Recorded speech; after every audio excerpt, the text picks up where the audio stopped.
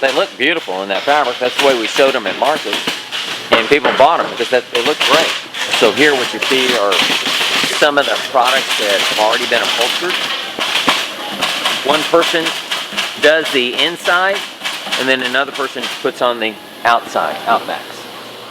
After they've done the upholstery on the inside of a frame of a sofa or a chair, then it all lines up here, and Chris and Tim put the outside on it.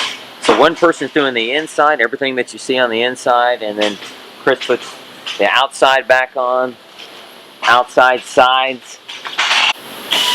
And again, you know, we want to make sure we flow match anything if the fabric flow matches. That way it rolls from the front all the way back down the back. You can see our flex rod construction. You know, what the flex rod does, it helps support the coil springs. And all of the flex rod, you know, there's a little inner spring on both sides. So what that does, it allows the spring to give a little bit more.